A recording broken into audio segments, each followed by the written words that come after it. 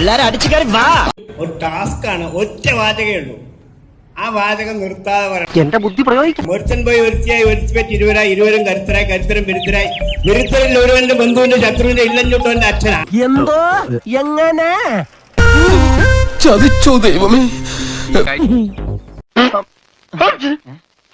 ഇതിനൊക്കെ കാരണം ഡോക്ടറാ. അള്ളാനെ ഇതെല്ലാം കൂടി ഞമ്മള് കുറ്റായോ? അല്ലടാ എന്റെ ഞാൻ തോറ്റു, ഞാൻ തോറ്റല്ലോ. തോൽവി സമ്മതിച്ചു കേട്ടോ. പോയിട്ട് വലിയ കാര്യം ഉണ്ടായിട്ടല്ല, പക്ഷെ നിക്കാൻ നേരം. കരുത്തരും വിരുദ്ധരായി. ഇത് മുനിസിപ്പാലിറ്റിയുടെ പരിധിയിലുള്ള ഒരു സ്ഥലത്താണ് നമ്മൾ നിൽക്കുന്നത്. മേയർ ഇതിൽ ഇടപെടണം എന്ന് ഞാൻ ഈ അവസരത്തിൽ പറയാം. അല്ല, നിങ്ങൾ ചാനലിൽ നിന്നിട്ട് കുറെ ആൾക്കാരെ വെള്ളം കുടിപ്പിക്കാറുണ്ട്. അപ്പൊ നിങ്ങൾ വെള്ളം കുടിക്കണമല്ലോ, അതിനു വേണ്ടിയിട്ടുള്ള പരിപാടി. നിന്നെ ഒന്ന് ടെസ്റ്റ് ചെയ്യാൻ വേണ്ടി മാത്രമാണ് ഞാൻ വന്നത്. അങ്ങനെ പറയരുത്, എല്ലാവരും അങ്ങനെ കാണരുത്. എല്ലാവരും അത്രക്കാരല്ല.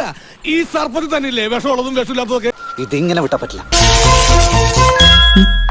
ഞാൻ ചാനലിൽ ഇരുന്ന് വെള്ളം കുടിപ്പിക്കുമ്പോൾ നിങ്ങളുടെ കയ്യിൽ റിമോട്ട് ഉണ്ട്, മാറ്റാം. ഞാനിപ്പോ എന്ത് വെച്ച് ഇത് മാറ്റാം?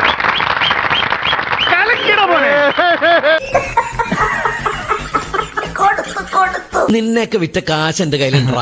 നിങ്ങളുടെ പരിപാടി കണ്ടുകൊണ്ടിരിക്കുമ്പോൾ മാറ്റാൻ പാടില്ല. ഇത് മുനിസിപ്പാലിറ്റിയുടെ പരിധിയിൽപ്പെട്ട ഒരു വിഷയമാണ്.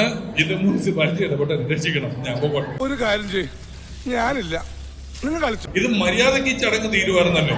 ഞാൻ എന്ത് തെറ്റ് ചെയ്തു എന്നുള്ളതാണ്. ഇതെല്ലാം ഒരു എന്റർടൈൻമെന്റ്. സ്റ്റേജിൽ കയറ്റി വെള്ളം കുടിക്കാനുള്ള ചാൻസ് കളയാൻ പാടില്ലല്ലോ. എനിക്കറിയില്ല. മേലെ ഇമാതിരി കോളോട്ട് എന്നെ ആ മണ്ടലോട്ട് പറഞ്ഞു വിട്ടേക്കല് പറഞ്ഞേക്കാം. തൽക്കാലം ഒരു മിമിക്രി കാണിച്ചു തന്നാൽ മതി, സന്തോഷിപ്പിക്കാൻ. തുണി ഞങ്ങളെ കാണുമ്പോ എപ്പോഴും ആളുകൾ എന്തെങ്കിലും ഒരു മിമിക്രി ചെയ്യുമെന്നൊക്കെ ചോദിച്ചു. എന്നാൽ ഈ ഡോക്ടറെ കണ്ട സ്ഥിതിക്ക് ഒരു ഓപ്പറേഷൻ ചെയ്യുന്ന നിങ്ങൾ ആരെങ്കിലും പറയണ്ടോ? കിട്ടിയ മുതലും പലിശ ചേർത്ത് കിട്ടി. ആരും കണ്ടില്ല. വാ, പിന്നെ ഒരു കാര്യം ചെയ്യാം. രാവിലെ